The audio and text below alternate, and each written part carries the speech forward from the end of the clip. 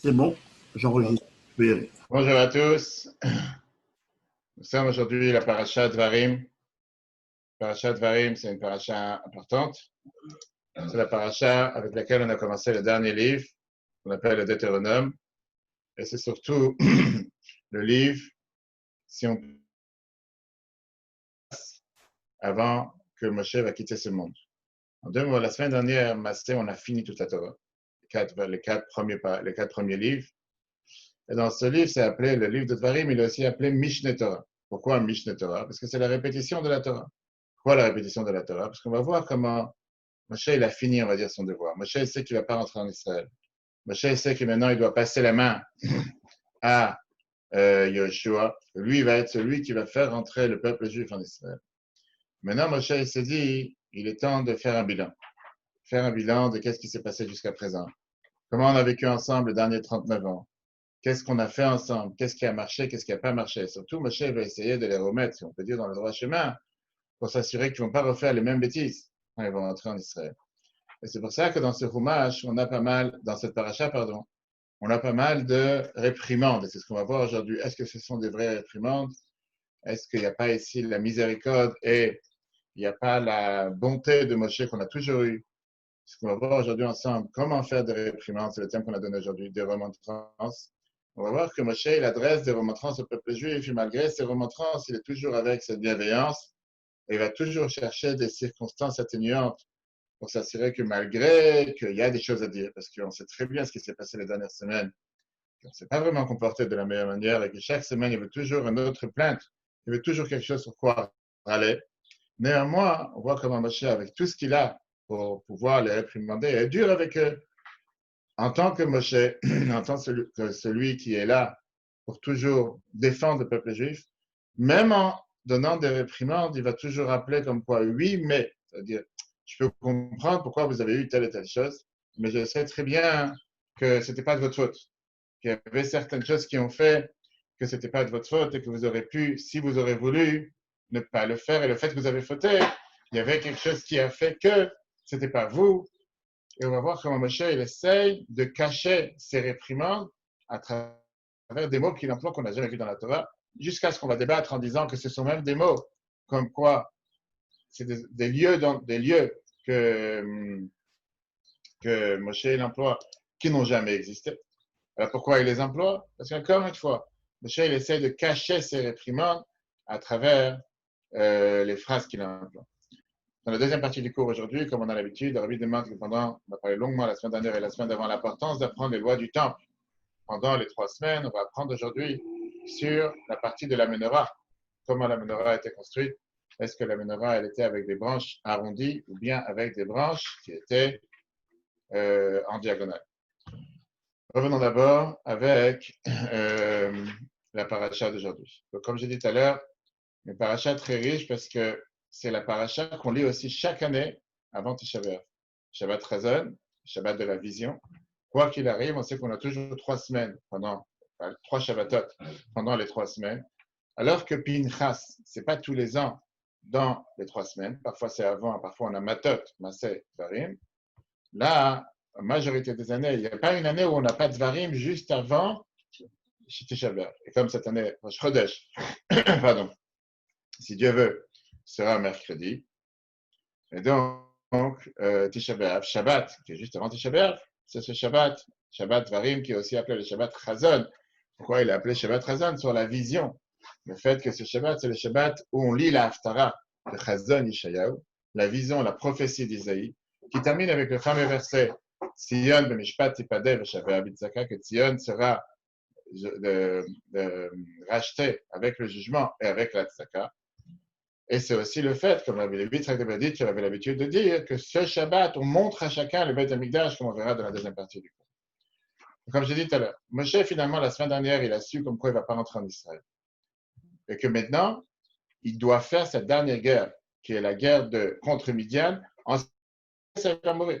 Maintenant, moi, ça, c'était la mission que Dieu lui a donnée. Moshe termine la guerre. Maintenant, il va passer, comme on appelle ça aujourd'hui, comme on a vu la semaine dernière, la passation de pouvoir avec Yoshua.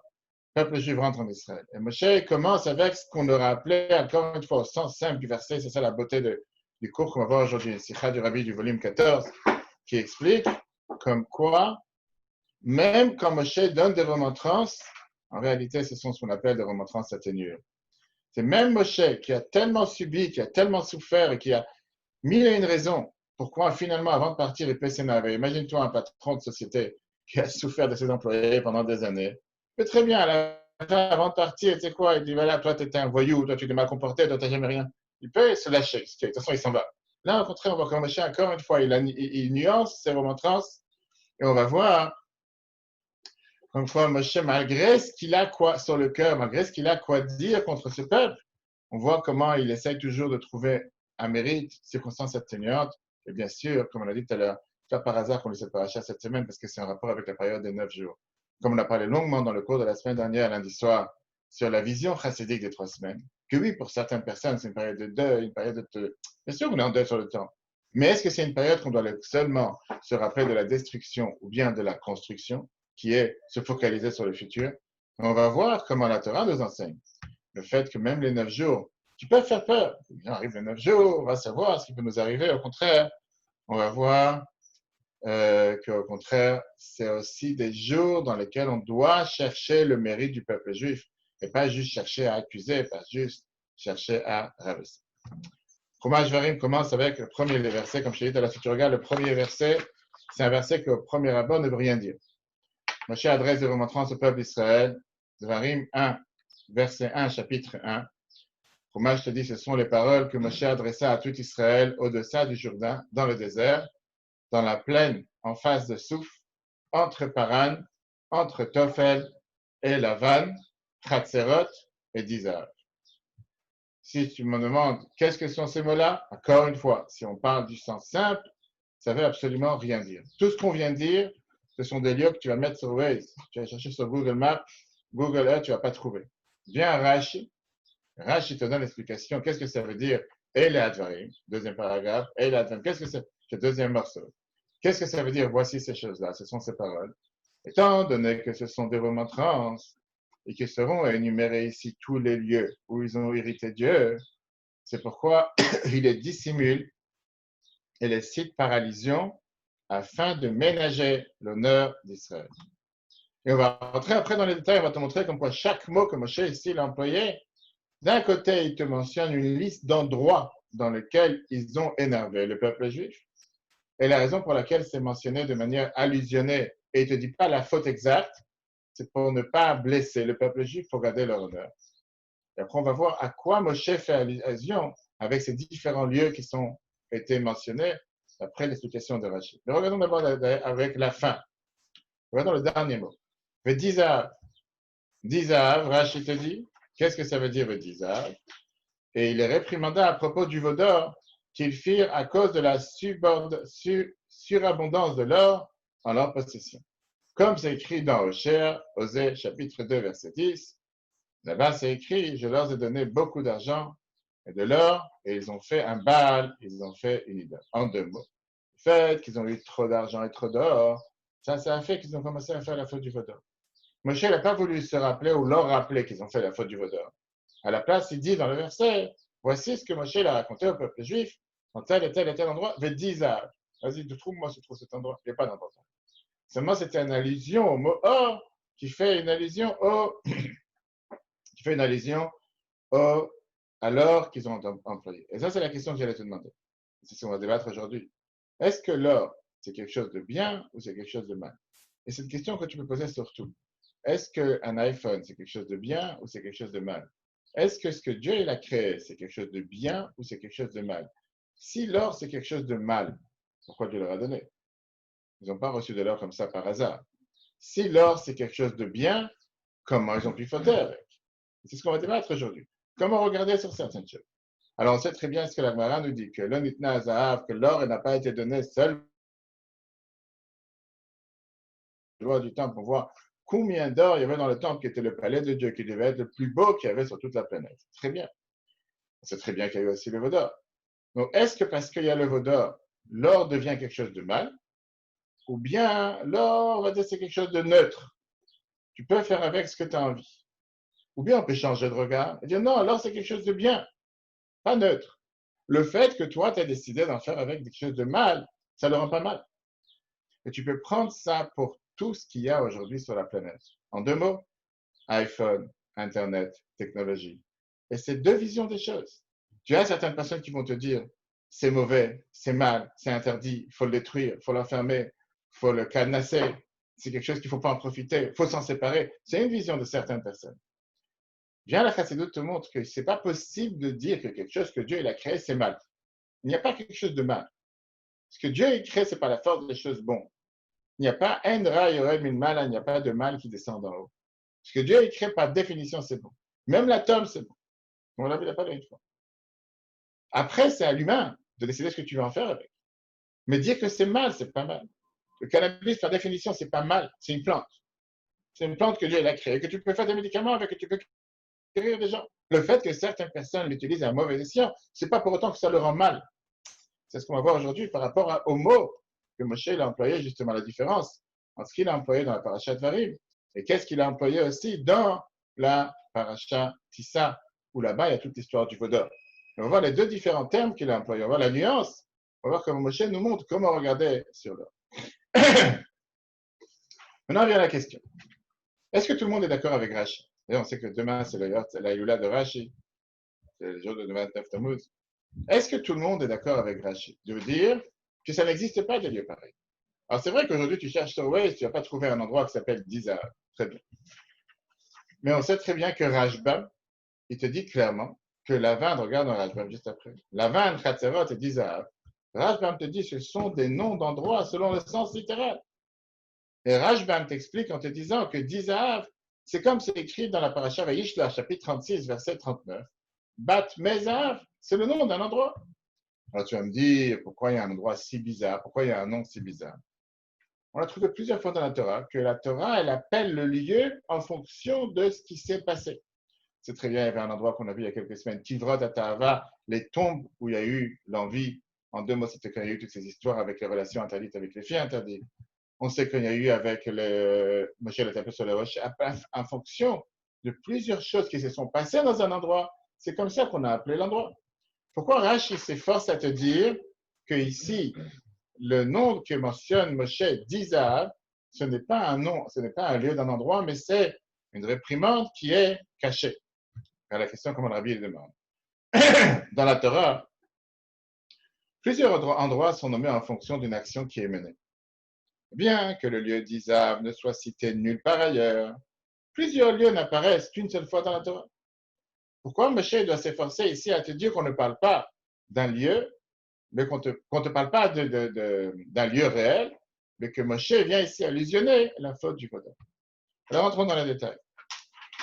Surtout que ce n'est pas la première fois que Moshe parle du Vaudor.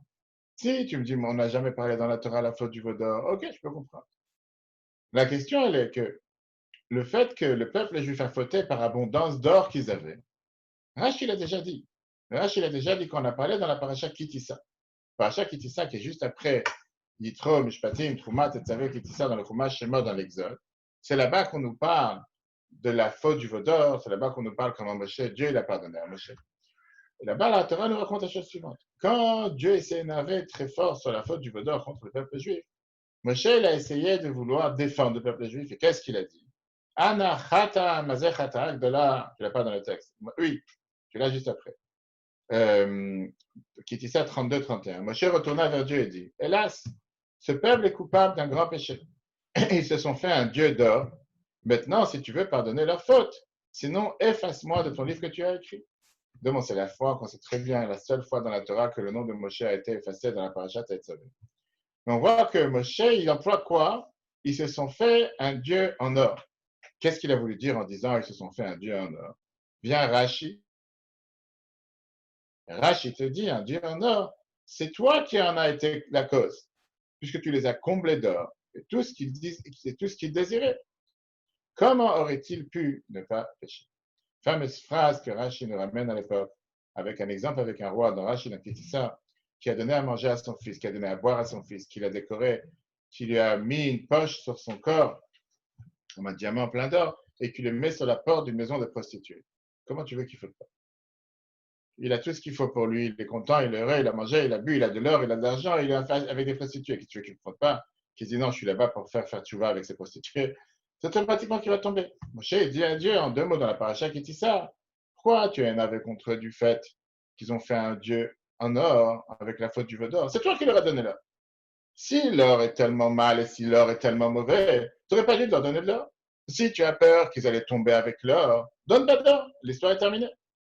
L'argument que Moshe emploie là-bas, c'est pas, il n'a même pas le verset qu'on avait ici dans Hoshea.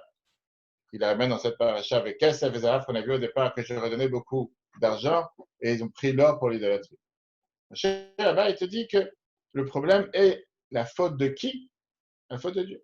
Tu n'es capable de leur donner d'or. C'est comme si je te dis, tu vas chez le dentiste, tu amènes tes enfants. Et le dentiste, il te regarde, il dit, mais qu'est-ce qui se passe? Il a 3 caries, il a 4 caries, qu'est-ce qu'il a fait? Et l'enfant, il dit, bien sûr, je mangeais bonbons de chocolat toute la journée. Et le dentiste, il demande, c'est qui te donne les bonbons et les chocolats? Mais c'est mon père. Qu'est-ce que tu vas dire? Tu vas dire, il n'a qu'à pas les manger. C'est toi qui lui as donné. Tu lui as donné, c'est normal qu'il a des caries. Qu'est-ce que tu veux? Tu t'énerves. Pourquoi tu t'énerves? Tu ne vas pas dire que c'est de sa faute. C'est pas de sa faute. Toi, tu lui as donné. C'est pour ça qu'il a des problèmes. Bien sûr que ce n'est pas à nous de commencer à pas critiquer, mais d'attaquer Dieu, comme Moshe l'a fait. Le Moshe, c'était le défenseur du peuple juif. Donc Moshe vient et dit à Dieu, tu t'énerves maintenant parce qu'ils ont fait un Dieu en or. Qu'est-ce que tu t'énerves? C'est pour ça que Moshe a dit, si tu ne leur pardonnes pas, enlève-moi de ton livre. C'est toi qui leur donnes l'or. Qu'est-ce que tu veux qu'ils fassent avec l'or? À l'époque, il n'y avait pas encore le temple. C'était en plein milieu. Il y a tout un débat. Est-ce qu'on a reçu le devoir de construire le temple? Avant, après. Mais au final, tu leur as donné de l'or. C'est normal, ils ont de l'or en abondance. Qu'est-ce que tu veux qu'ils fassent? Ils vont faire aujourd'hui, tu as des gâteaux avec des feuilles en or. Aujourd'hui, il y a des gens qui ne savent plus quoi faire. Ils te mettent des feuilles avec des vrais or sur des gâteaux. Il y a tellement d'or en abondance. Les gens qui me disent qu'ils sont partis à Dubaï, tu as les guidons de voitures, où tu as comment on appelle ça, le bâton de vitesse en or. Tu n'as rien à faire d'autre. Qu'est-ce que je te dis? L'explication est la suivante. Quand on mentionne le mot or, est-ce que ça c'est pour amoindrir ou aggraver la faute? On va voir que soit dans la paracha qui dit ça, soit dans la paracha de cette semaine, à 2 reprises, Moshe mentionne le fait qu'ils ont fauté à cause de l'or, mais on va voir que Moshe emploie le terme or pour différentes raisons. En 2 mots, est-ce que le fait de mentionner l'or, c'est pour les accuser plus, pour les accaparer, pour montrer que oui, tu as qu'à faire attention à ce que tu fais avec l'or, ou bien l'or, c'est, j'allais dire, c'est pas de ta faute. En 2 mots, c'est que des fois, tu vois la police qui arrête des gens qui sont partis à 180 sur une moto. Et quand elle demande à la personne pourquoi tu as fait du 180, elle fait je ne me suis pas rendu compte. J'ai à peine démarré, c'est déjà 180. Bonne excuse ou mauvaise excuse? À la police va te dire qu'est-ce que j'en ai à faire, tu as fait du 180. Et la personne te dit à peine j'ai appuyé sur la pédale, je suis monté à 160. Je crois ou pas quoi. Mais au final, c'est pas lui qui est fautif. C'est la moto qui est fautive. Dans la paracha qui dit ça. Quand il y a ce grand débat avec la colère de Dieu qui veut anéantir le peuple juif, qui veut se débarrasser du peuple juif à cause de la faute du vaudor. Pourquoi Moshe dit Elokeza, ils ont fait des dieux en or? C'était pour justement défendre le peuple juif, pour montrer que ce n'est pas de leur faute. Ce n'est pas de leur faute. En 2 mots, tu leur as donné tellement d'or, c'est normal qu'ils fassent. Là, c'est différent. Dans la paracha de cette semaine, c'est fini l'histoire. Ça s'est passé il y a longtemps, l'histoire du vaudor. Maintenant, on est 39 ans après dans le désert. Moshe va quitter ce monde. Moshe est en train de réprimander le peuple juif. Et puisqu'il veut réprimander le peuple juif, il ramène l'or pour, si on peut dire, accentuer leur faute. Donc, dans la paracha qui dit ça, comment il mentionne l'histoire de l'or, il dit Vayasu lahem elokeza, ils se sont fait des dieux en or. Pourquoi des dieux en or?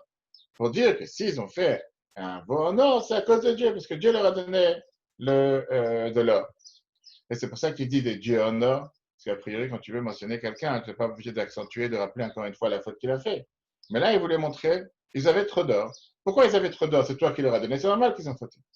C'est pour ça que là-bas, dans Kitissa, Rachid ne ramène pas le verset qu'il a ramené dans ce verset ici, qu'ils ont pris de l'or pour faire des idolâtries avec. Parce que là, c'est pour montrer la faute. Qu'à cause de l'or et de l'argent qu'ils ont reçu, ils ont fait quelque chose contre la volonté de Dieu. Donc, Kitissa, Moshe, il est seulement là pour les défendre. Dans la paracha de cette semaine, Moshe, avant de quitter ce monde, il cherche à réprimander le peuple juif. Il cherche à montrer la gravité de leur faute. Là, il leur rappelle qu'est-ce qui s'est passé, que le fait que vous avez eu beaucoup d'or, vous avez fait des idolâtries avec. Et comme je t'ai dit tout à l'heure, c'est 2 approches qui sont énormément importantes dans la vie. Comment regarder sur l'or? Ou je peux dire, Dieu nous a donné beaucoup d'or, on ne sait pas quoi faire avec, on fait des bêtises. Ou bien je peux dire, Dieu nous a donné beaucoup d'or parce qu'il nous aime. Moi, j'ai décidé de faire la guerre à Dieu avec l'or. 2 choses différentes. Ce n'est pas que c'est de sa faute qu'il m'a donné de l'or que je fais des bêtises. En 2 mots, tu n'avais qu'à utiliser ta tête. Non, il m'a donné de l'or pour faire du bien avec. moi, j'ai décidé à un certain moment de me battre contre Dieu avec le cadeau qu'il m'a donné. Comme je l'ai dit tout à l'heure, que tu donnes des bonbons et des chocolats à tes enfants, et c'est normal qu'après, ils ont carré. On va revenir à la question du départ qui était que Moshe s'efforce à nous faire croire, Rashi, dans la paracha de cette semaine, il s'efforce à nous dire comme quoi Dizahab n'est pas un lieu. Parce que quand tu veux rappeler un endroit par rapport à un événement qui s'est passé dans cet endroit, il faut que cet événement raconte l'essentiel de la faute et pas un détail de la faute. L'or n'est pas la faute. C'est pas l'or qui était un problème. Que tu aurais pu faire, je sais pas, un monument en or. Tu aurais pu faire une menorah en or. Tu aurais pu faire ce qu'ils veulent en or. La faute était le fait qu'ils ont fait un dieu en or. L'or en soi n'est pas un problème. Donc si tu me dis, ça c'est encore une fois quand on sait que Rashi, comme Rabbi nous a appris, que Rashi il fait tellement attention, il répète des centaines de fois, Lobati le faresh, el apshutosh el mikra, je suis venu expliquer le sens simple du verset. Rashi te dit, si tu me dis que tu nommes un endroit comme Rashbam, pourquoi tu m'appelles un endroit Védiza, l'endroit de l'or? Qu'est-ce qu'il y a de l'or? C'est quoi l'or? Il n'y a rien de mal avec l'or. L'or en soi n'a pas un problème. Si tu veux rappeler le lieu en fonction de quelque chose qui s'est passé, dis-moi Dieu d'or, dis-moi veau d'or, dis-moi quelque chose qui fait allusion à la faute. Mais me dire seulement le mot or en soi n'a pas de problème. Or en soi, ce n'est pas quelque chose de mal. C'est quelque chose qui a aidé à faire la faute, mais ce n'est pas la cause de la faute. La faute en soi, c'est quoi? C'est l'idolâtrie qu'ils ont fait. La cause de la faute, quand tu vas plus loin, pourquoi ils ont fait le veau d'or? Parce qu'ils ont fait un comptage en disant que maintenant Moshe devait descendre 40 jours et qu'ils ont mal calculé et qu'ils ont vu que Moshe ne descendait pas. Et c'est la raison pour laquelle c'est sorti un vaudor. Au départ, ils n'ont pas cherché à faire un vaudor. C'est très bien comment ça s'est passé, que c'est un vaudor qui est sorti, etc. Donc pour ça, Rashi te dit, écoute-moi une chose. Si tu me dis que le nom, c'est dû à l'endroit, ça vient rappeler ce qui s'est passé dans cet endroit. Si tu veux vraiment me rappeler les faits, ne me dis pas or. Dis-moi Dieu d'or, dis-moi vaudor, dis-moi quelque chose qui fait allusion à la faute qu'ils ont fait. L'or en soi n'est pas une faute. Et c'est pour ça qu'il te dit qu'ici, c'est une allusion seulement. On vient seulement allusionner l'or avec lequel la faute est la plus être. Regarde dans le texte. Dans la paracha qui dit ça, Moshe fit intentionnellement mentionner mention à Dieu du Dieu d'or que firent les enfants d'Israël afin de plaider leur cause et de réduire la cause de la faute. Dans notre paracha, en revanche, alors que Moshe fait des reproches à Israël, la mention de l'or a pour but de souligner la gravité de la faute. C'est pourquoi Rashi ne cite pas le verset d'Osée dans la paracha qui dit ça, car cela aggrave davantage leur faute. C'est avec l'or même que Dieu leur a donné en surabondance qu'ils agirent contre lui. Cela explique pourquoi Dizahav, d'après Rashi, n'est pas le nom d'un endroit. Dizahav n'est qu'un aspect accessoire de la faute qui a été commise ou encore un élément qui a permis de la commettre. Mais non pas la faute proprement dite et sa cause. La véritable cause étant énoncée par le verset, le peuple vit que Moshe tardait. Il n'est donc pas logique de penser que l'endroit porte un nom qui est lié à la gravité de la faute ou à sa légèreté, plutôt qu'à la faute elle-même. Très bien. Maintenant, ce qui dérange, dans l'attention de Rashi, si c'est le fait que Moshe vient dans la paracha de cette semaine les réprimander sur la faute qu'ils ont fait, alors pourquoi Rashi vient ici réprimander à cause ou au sujet de l'or de l'abondance d'or qu'ils avaient reçu? Moshe aurait dû réprimander avec l'or qu'ils ont eu, pas à cause, comme si l'or est fautif de quelque chose. Aujourd'hui, vous avez beaucoup d'or, c'est pour ça que vous avez agi de cette manière. En deux mots, c'est peut-être un détail qui a agrandi ou qui rapetit la faute, mais c'est toujours un détail important. Et l'explication que la Torah nous donne, comme la Chassidut explique dans Rashi, Rashi vient ici te faire allusion à une chose, que puisque Moshe se soucie du bien-être du peuple juif, et puisque Moshe se soucie de vouloir glorifier le peuple juif, automatiquement, Moshe, il préfère cacher dans sa réprimande les fautes. Il ne préfère pas mentionner les vraies fautes. Il préfère te dire que de la même raison que quelque chose a pu les faire fauter, c'est aussi la raison pour minimiser leurs fautes. Parce que Moshe, il cherche à les défendre. Lui, on a un problème avec l'or. Pas l'or en soi, ce que vous avez fait avec l'or. Mais Rashi vient et te dit qu'il veut les réprimander. Il réprimande le peuple juif. Mais dans ses réprimandes, il trouve aussi des circonstances atténuantes. En deux mots, il te dit, vous vous rappelez ce que vous avez fait à l'endroit d'or? Mais en deux mots, il ne dit pas quoi. Parce que pour Moshe, ce n'est pas vous qui êtes fautif. Le fait qu'il y a eu cette abondance d'or, automatiquement, c'est pour ça que vous êtes fauté. Ça ne veut pas dire que Dieu ne vous donne pas d'abondance d'or. Ça veut dire que malheureusement, à un moment dans l'histoire, vous n'avez pas su quoi faire avec. Vous aurez dû savoir et réfléchir comment agir avec ça. C'est pour ça que Rashi te dit ici, Bishvil Ravzar. Qu'est-ce que ça veut dire Bishvil? À cause de fait que vous avez beaucoup d'or. Pour faire allusion au mérite que Moshe prend sur le peuple juif, qui sont fautés parce qu'ils avaient beaucoup d'or que Dieu leur a donné. Regarde ici, l'attention de Rashi. Et de même que par respect pour Israël, Moshe s'est abstenu de citer clairement ses fautes, tout en formulant des remontrances. De même, il fit allusion dans ce propos à des circonstances atténuantes afin de réduire la portée de ces mêmes fautes, car cela est aussi le respect d'Israël. C'est pourquoi Rashi écrit à cause de l'or surabondant, pour faire allusion à la plaidoirie de la paracha Kitissa. Maintenant, on va faire ensemble, on va descendre ensemble tous les mots que Moshe a employés. Tous les différents termes. On va voir ici 5 mots que Moshe emploie, qu'on a dit d'ailleurs que d'après Rashi, ce sont des mots qui ne font allusion à rien, que ce n'est pas des lieux. Contrairement à Rashbam, Rashi te tient que ce ne sont pas des lieux réels. Mais on va voir qu'est-ce que Moshe a voulu faire passer comme message. Quand une fois, les peuples juifs ne sont pas des idiots. Quel message il a voulu faire passer à travers chacun de ces endroits-là. Et on va voir comment, avec les mots que Moshe a choisis, ça vient te montrer comment Moshe cherche à diminuer la gravité de la faute, tout en rappelant bien sûr les fautes qu'ils ont faites. Alors prenons le premier mot. Bamidbar. Rashi commence son verset, comme l'a dit tout à l'heure dans verset 1 de Dvarim numéro 1. Voici les paroles que Moshe a parlé au peuple juif. On a vu Ba'ever Yarden, de l'autre côté du Jourdain. Bamidbar, on a vu que c'était on a dit tout à l'heure, dans le désert. Ba'arava, dans la plaine de Souf. Entre Paran, entre Tofel, Lavan, Chatzerot et Dizal. D'ailleurs, comme on l'a vu, t'explique maintenant qu'est-ce que Rashi a voulu allusionner. Bamidbar, c'est quoi? Rashi te dit, Bishvilma sheichissu Bamidbar. À cause du fait qu'ils ont voulu l'énerver, que dans le désert, ils l'ont hérité de Dieu. Comment ils l'ont hérité? En disant, puissions-nous mourir, c'est tout dans la paracha le Shalach, ils se sont plaints qu'ils n'ont pas de quoi manger. Alors, rappelle-toi, on en tient. On est à peine un mois après la sortie d'Égypte, avant même qu'on a reçu la main. Et là, ils se sont plaints en disant, on préfère mourir dans le désert, parce qu'on voit qu'on n'a pas de quoi manger. Qu'est-ce que le verset vient te dire? A priori, dans le mot Bamidbar, le verset te fait allusion, clairement, à un autre verset qui est écrit, Midbar Sin, qui était Ben Elim ou Ben Sinai. Le Midbar Sin qui était entre Elim et entre Sinai. Pourquoi Maharashi ne te dit pas l'emplacement exact, mais tu dis dans le désert? Rashi vient ici te montrer quelles circonstances atténuantes il y avait sur cette faute. Rashi te dit, écoute-moi une chose. Quelle autre personne n'aurait pas faute si tu te trouves dans un désert qui est plein de serpents, de scorpions, où les gens ils ont soif, où il n'y a pas de quoi boire? Ça, c'est ce que le Torah nous dit dans le verset. On a vu ça dans la paracha Ekev, on va voir dans le chapitre 8, verset 15. Midbar Agadol Ve'anora, le grand désert, Nachash, Sarak, Ve'akrav, et les serpents, des scorpions, Timon. De Moshe est en train de dire, c'est une énorme épreuve. Pas le fait que préférer mourir en Égypte. Dis-toi que toi, tu es dans les mêmes circonstances. Nous, on t'a promis des merveilles, on t'a promis que tu sors d'Égypte, tu vas arriver au paradis sur terre, tu arrives en Israël. Mais c'est l'enfer sur terre. Pourquoi tu ne veux pas kiffer? Ça, c'est pourquoi Moshe te mentionne, c'est le mot Bamidbar, en te disant le désert en général. Très bien. Arava, on a vu c'était quoi le deuxième mot que Moshe il mentionne, dans la plaine. C'était quoi Arava? Rashi te dit, d'abord dans le texte, pardon. Dans le désert, parce que dans le désert, oui, le terme désert indique en allusion des circonstances atténuantes. Il se trouvait dans un désert avec des serpents et des scorpions, ce qui est une grande épreuve. On ne peut donc pas réellement les incriminer d'avoir parlé à ça. Le deuxième mot que Rashi emploie, Ba'arava, c'est quoi Ba'arava dans la plaine? Rashi te dit, à cause de la plaine où ils ont fauté avec le Baal Peor, Rachitim, dans les plaines de Moab. Quand ils ont fauté avec la prostitution et avec l'idolâtrie, avec les filles de Moab, qui les ont fait fauter à cause du conseil de Bilam à Balak, qu'on a vu ça il y a 3 semaines. Pareil, l'endroit que la Torah te dit ici, l'endroit exact où ils ont fauté, c'était à Shittim. Parce que la Torah nous dit. On a vu ça dans Mas'eh la semaine dernière, chapitre 33, verset 49. Shittim, c'était l'endroit, Rashi nous dit Mishor Shel Shittim Avel Shmo, en deux mots, Arvot Moab, la plaine de Moab, c'est un grand endroit.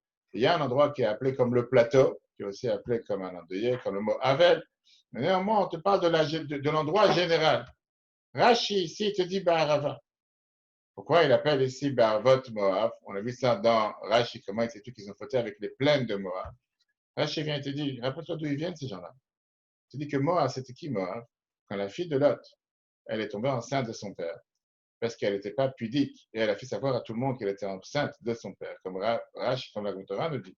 Dans Vayera, chapitre 19, verset 37, que la grande, l'aînée, elle a eu un enfant, et elle a appelé Moab. Pourquoi elle a appelé Moab? C'est le père des Moabites jusqu'à aujourd'hui. Rashi te dit, Moab, ça vient du mot Meavir, qu'elle a eu cet enfant de son père, parce qu'elle n'était pas pudique, elle a eu des rapports avec son père. Ça, c'est Moab.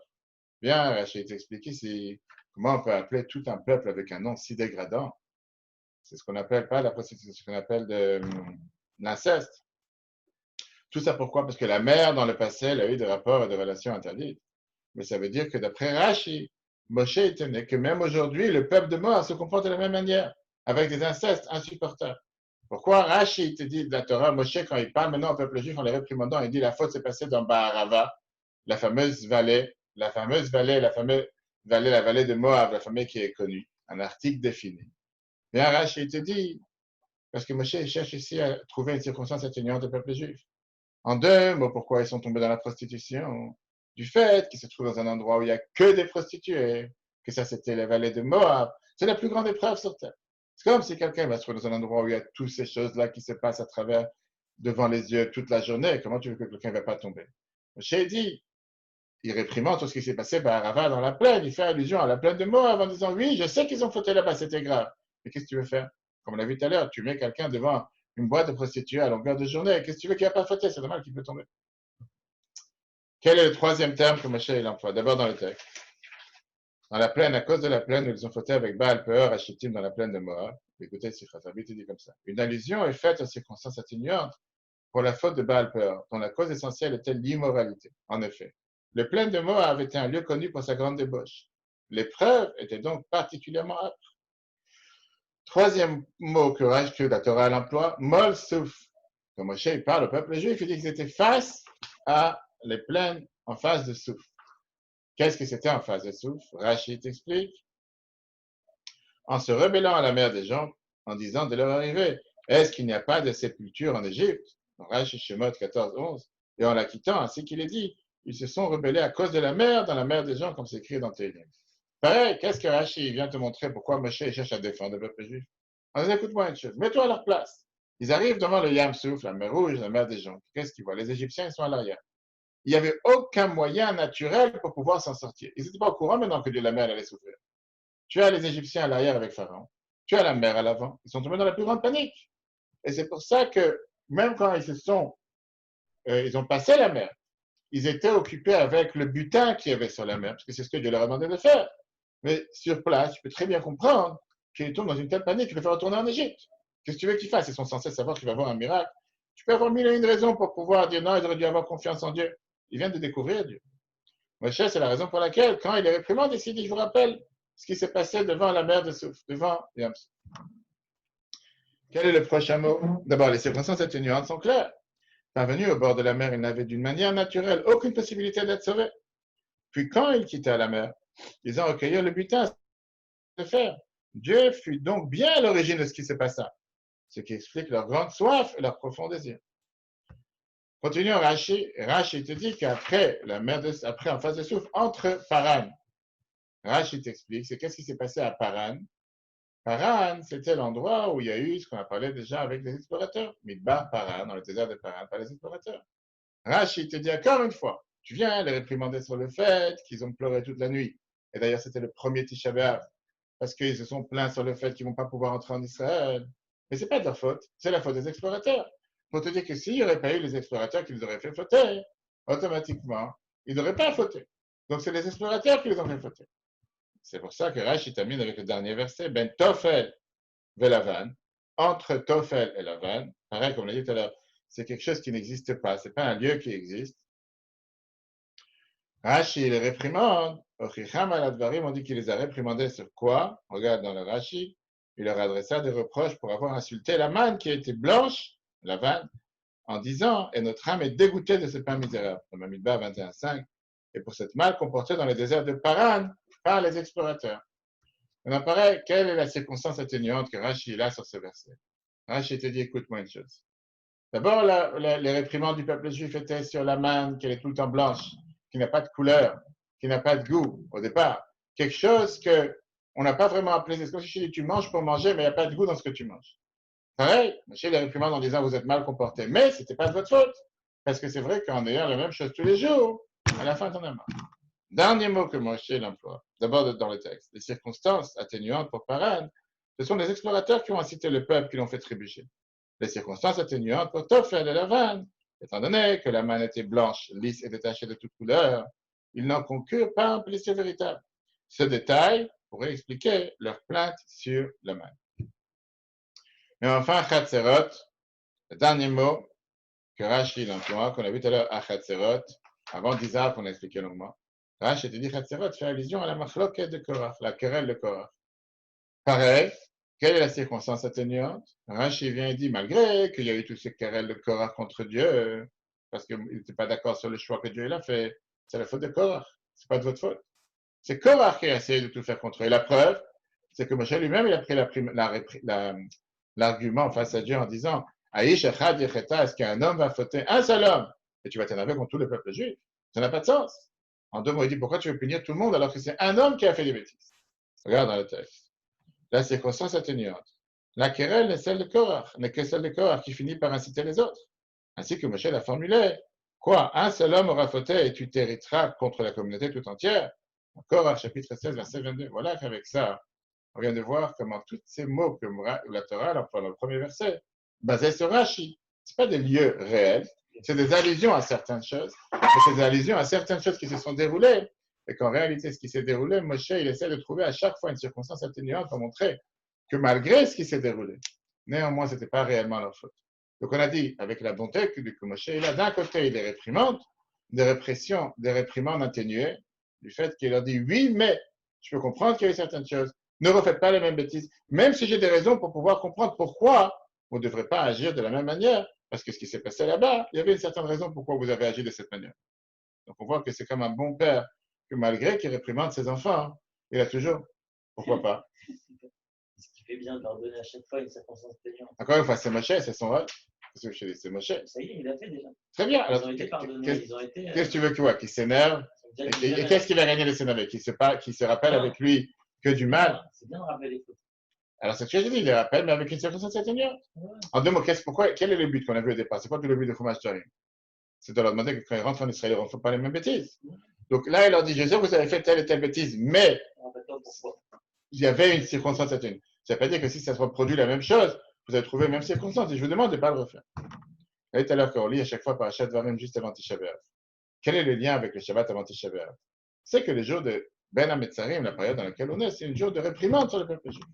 Bien, Rashi nous dit que même quand on est en exil, même quand on a été jeté de la table de notre père, comme la Torah nous dit sur la période de l'exil, que c'est des enfants qui ont été galoum al shulchan aviyam. Néanmoins, Dieu fait attention. Le but de l'exil n'est pas de briser le peuple juif, n'est pas de détruire le peuple juif. Le but est de nous apprendre, prendre une leçon pour pouvoir ne pas refaire et surtout reconstruire. Comme l'idée, on a parlé longuement dans le cours la semaine dernière, l'idée même de la destruction du temple, ce n'est pas pour détruire en soi. On n'a pas le droit de détruire pour détruire, c'est l'interdiction de la Torah de Baltash. L'interdiction de détruire, la raison pourquoi c'était détruit, c'est pour reconstruire encore mieux, pour nous donner l'envie de pouvoir faire quelque chose de mieux. Tout le but de l'exil, c'est pour dévoiler la gloire du peuple juif. Un des sujets dans lesquels on voit ça, c'est dans les Lamentations qu'on va lire, si Dieu veut, Tisha B'Av, en espérant que Mashiach arrive avant, dans la Megillah d'Echa. La Megillah d'Echa, qui est le livre de Lamentations. On lit le soir de Tisha B'Av, mardi soir et mercredi. En premier verset, c'est Echa Yashva Badad Aïr Abatiyam, Lamentation 1.1. Et là, c'est assise solitaire, la cite naguère si populeuse. Qu'est-ce que ça veut dire solitaire? Le peuple juif est tout seul. Qu'est-ce que Moshe fait allusion en disant que le peuple juif il est tout seul? Il vient faire allusion au mot que Bilam il a employé. On a vu ça dans Bilam en disant quelle était la gloire du peuple juif. Ein am levada dishkon bagoyim leitracham.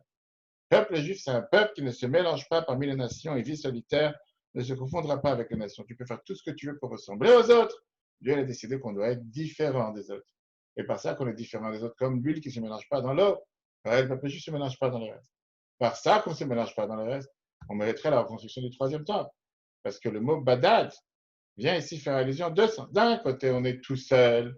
Automatiquement, c'est normal que parfois on n'a pas fait les choses comme il fallait. De l'autre côté, malgré qu'on est tout seul, malgré qu'on est solitaire, Dieu il est avec nous. Dieu il est avec nous. La Torah nous dit que même si le peuple juif est considéré comme un mouton parmi soi, Dieu nous protège, comme on voit aujourd'hui avec Israël. Une petite terre qui est entourée parmi 70 loups. Et que néanmoins, Dieu il la protège. Comme encore ce matin ou hier, je crois, avec ce drone qui est entré du Liban, qui a été abattu. On voit tellement de miracles qu'on n'arrive même pas à les compter. On se dit que c'est tout à fait normal pour nous. Ça, c'est l'enseignement qu'on apprend le rapport entre la Parashat Dvarim et les 3 semaines. Le fait que même si c'est la période qui est une période noire, mais noir en soi, c'est pas pour rester dans le noir, c'est pour ramener la lumière. Et comment? Comme on a vu longuement la semaine dernière, l'importance que pendant cette période d'apprendre les lois des 3 semaines. C'est pour ça qu'on va voir aujourd'hui ensemble. On a vu une demande d'importance basée sur le Midrash, que Yecheskel, avait l'habitude, quand il s'est plaint à Dieu en disant pourquoi tu me demandes d'enseigner la Torah, pourquoi tu me demandes d'enseigner les lois du temple au peuple juif, alors que c'est un moment dans lequel on est en exil, de toute façon, on ne peut pas construire le temple. Dieu lui a dit, parce que mes enfants sont en exil, pour ça, on ne pourra pas construire le temple, apprenez les lois du temple. Et grâce à ça, je considérais comme quoi le temple a été reconstruit, on est en train de construire le temple. Alors, avançons sur un point important. On sait très bien ce qu'on a parlé plusieurs fois sur l'erreur connue sur la forme des louchot. Que les louchot, beaucoup de gens ont l'habitude, malheureusement, de faire les louchot, les tables de la loi, de manière arrondie, avec deux cercles arrondis en haut, que la source de ces louchot, ça a été fait par un non-juif arabe. Le contraire de ce que la Gemara nous raconte. Que la Gemara nous raconte comme quoi, Baba 14, hein, que les louchot, ils étaient sitfachim sur sitfachim, 60 sur 60, et ils étaient pleins. Il n'y avait pas d'endroit vide dans les louchot, comme tous les ustensiles du Mikdash, du temple, qui étaient pleins et qui n'étaient pas vides. Si tu veux faire les louchot rectangulaires, comme la Gemara nous dit, il ne peut pas exister qu'il y ait une forme arrondie en haut. Parce que si tu as une forme arrondie, automatiquement, il te reste un vide en haut. Il ne peut pas rester un vide. Il ramène en 82, comme quoi il y a un livre qui est sorti d'un rabbin en Israël qui te montre que d'après la Gemara, les preuves sont flagrantes, comme quoi les louchot étaient carrés, ils étaient rectangulaires, ils n'étaient pas ronds. Et néanmoins, on voit que dans beaucoup de synagogues, dans beaucoup de papiers qui sortent, de rabbins ou quoi que ce soit, on te met les louchot de manière ronde, que ce soit sur les Echal ou quoi que ce soit, dans beaucoup d'institutions juives, alors que c'est le contraire de ce qui est écrit dans la Gemara. Et c'est grâce à Dieu, on voit qu'avec les années, de plus en plus de gens rectifient cette erreur. Ça veut dire que c'est la même erreur qu'il y a avec la forme de la menorah. La forme de la menorah, beaucoup ont l'habitude de faire la menorah avec des barres arrondies. Et la barre centrale est sur une plaque qui est en métal et pas sur des pieds. Une plaque en verre, je dis, une plaque plate. Comme c'est fait par exemple dans les billets qui sont en Israël. Et à cause de ça, ça a fait que les gens ils ont fait des formes de menorah de manière arrondie. D'où est la source de cette menorah arrondie? Et d'abord, c'est une source qui est totalement erronée. Parce que Rambam vient et nous décrit lui-même. Rambam, il a dessiné ici, quand tu veux voir entre ces gens. Rambam, il te montre dans le dessin que Rambam a fait que la menorah était de manière en diagonale. Et on sait très bien qu'il t'a fait avec les trois pieds, comme c'est écrit dans la Torah, que la menorah elle avait trois pieds. Ça veut dire que la barre centrale se tenait sur trois pieds. Dans la forme des knei à menorah, quand tu prends les bâtons de la menorah, d'abord, kané, traduction, c'est un roseau. Les roseaux sont pas ronds. Les roseaux, on en voit ici aussi, les roseaux sont droits en général, sont pas ronds. La barre centrale, la branche centrale se tient sur trois pieds. L'explication de Pirush HaMishnayot du Rambam, dans ma Sechet Nachot, chapitre 3. Et Rambam te dessine, comme tu vois ici, la menorah de manière totalement diagonale.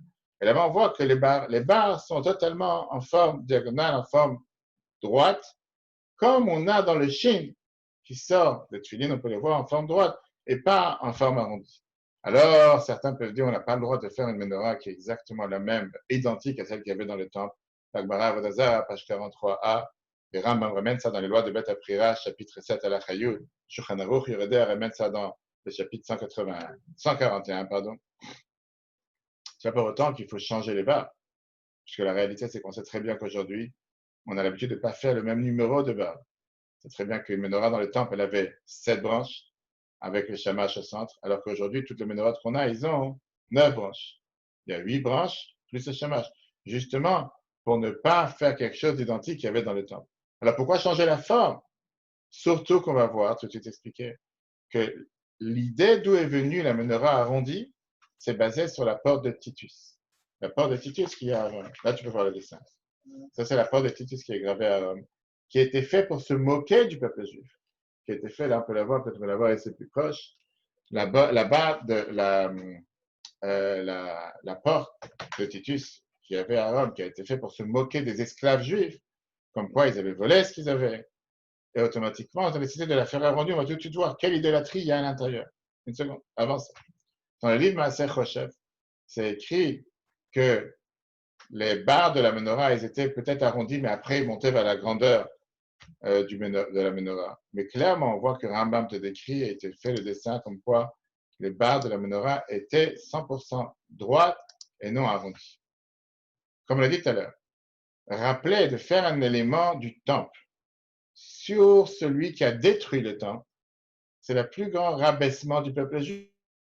Quand est-ce qu'a commencé la destruction du deuxième temple? Ça a commencé par Aspasianus et ça s'est terminé par Titus. fameuse histoire qu'il racontait, que quand il est revenu avec les objets du temple dans le bateau, il s'est vanté de Dieu en disant, regarde, moi je suis capable de détruire ton temple, tous ceux qui se vantent qu'il y a un Dieu sur terre. J'ai détruit sa maison, il est capable de rien faire. Et Dieu, il a dit, j'ai un moustique que j'ai créé sur terre, que ce moustique, il peut t'abattre, et qu'avec ce moustique, tu vas terminer ta vie. La fameuse histoire que la Gemara nous raconte, comme quoi, dans le bateau, il y a un moustique qui est rentré dans son nez, et qui a commencé à manger à l'intérieur de la tête, et qu'il n'arrivait pas à le faire sortir, jusqu'à ce qu'il est passé une fois à côté d'un forgeron, et il a entendu qu'avec le marteau qui tape, ça va calmer le moustique, ça va laisser tranquille. Et au final, il a demandé à quelqu'un de venir dans son palais, de taper avec un marteau tous les jours, comme ça calme le moustique, il reste tranquille, mais après il s'est habitué au bruit. Au final, ça a mangé tout son cerveau et il est mort à cause de ça. Et quand il est mordu, on a ouvert sa tête, on dit que le moustique était gros comme un pigeon. Moi, dans 2 mots, le fait que Dieu, il a dit, tu sais quoi, Yitush Kadmar, la fameuse phrase, qu'une moustique t'a devancé. Tu penses vraiment que tu es plus grand que Dieu? Je te montrerai que j'ai un tout petit insecte sur terre qui est plus fort que toi, si tu penses que tu es tellement grand. Ça, c'est la parenthèse. Mais au final, une fois qu'il a détruit le deuxième temple, il demande à ses hommes de prendre avec eux à Rome tous les ustensiles du Mikdash du temple, parmi eux la menorah. Et ça avait été mis en display, ça avait été mis en exposition dans ce fameux portail de la victoire, l'arc de triomphe de Titus à Rome. Titus, il a voulu graver le moment qu'il a réussi à détruire et rabaisser les Juifs. Et donc, il a décidé de faire ce qu'on appelle l'arc, le portail de Titus, qu'on a ici en France, l'arc de triomphe. Là-bas, qu'est-ce qu'ils ont fait sur ce portail? Ils ont fait des dessins, comment des prisonniers juifs sont amenés à Rome ensemble avec les objets du temple. Et ils ont mis là-bas la menorah, à tel point qu'ils ont gravé dans plusieurs endroits en grec Yehuda Kapta, que c'est de Yehuda Kapta, juifs qui sont emprisonnés. De cette image a été propagée la menorah imitée avec des formes arrondies qui sont 100% contre Rambam. Il y avait même des périodes où on obligeait les Juifs, pour les rabaisser, à venir voir le portail de Titus, qui venait montrer la gloire et la victoire de Rome sur Jérusalem. Et donc, pas seulement la Bible dit, c'est un long discours que la Bible a prononcé ce Shabbat en 82, qu'on fait une menorah basée sur la forme qui a été faite par cette goy, ce non-juif ennemi qui a détruit le temple, et pas comme le rabbin me montrait. Mais au contraire, c'est pour montrer la victoire de Rome sur les peuples juifs. D'où on sait que cette menorah, elle a un problème. Je vais voir ici que dans le bas de la menorah, il y a des dragons qui sont gravés. Dans le bas de la menorah, on peut voir ici dans cette image. Dans cette image, on peut voir aussi, je pense, on peut voir. En bas de la menorah, tu vas voir sur le pied, il y a des dragons, des formes de dragons. C'était quoi ces formes de dragons? C'était des idoles. Des idoles qui avaient été faites à l'époque, que c'était une forme d'idolâtrie qu'ils avaient. Et comment on appelle ça? Et que Titus, en faisant ces éléments, c'était justement pour rabaisser et détruire le peuple juif. Tu vois bien ici, comme on l'a dit tout à l'heure, qu'il n'y a pas de 3 pieds, c'est un plein pied. Donc, en 2 mots, c'est malheureusement de là qu'est venue toutes les erreurs. La Bible a parlé plusieurs fois comme qu'on doit réparer cette erreur. On doit réparer cette image faussée. C'est pour ça que tu vois, chez Chabad, on a l'habitude d'avoir toutes les menorahs qui sont en diagonale. Pas seulement chez Chabad, tu vois par exemple que dans l'entête de la Rabbanout Harashit en Israël, c'est aussi en diagonale. Et à travers, on va dire, les dernières centaines d'années, derniers siècles, énormément de personnes qui comprennent la valeur de la Torah, etc., ils ont remis ça en application. Alors c'est vrai que pour l'instant, sur l'emblème de l'État d'Israël, c'est toujours en arrondi, en demi-arrondi. Pour l'instant, ce n'est pas un corps religieux d'après la halakha. On a vu te demande comme quoi, pendant la période des 3 semaines, on apprend les lois du temple. Important de se rappeler de ne pas faire des choses qui viennent montrer, dégrader la valeur du peuple juif, qui a été fait pour rabaisser le peuple juif, et bien au contraire pour montrer notre valeur. Que Dieu fasse que par ça qu'on apprend les lois du temple, comme c'est écrit dans Yecheskel, on puisse mériter de voir la reconstruction du temple. Le cours sera un replay sur l'application eTorah sur Google et Apple.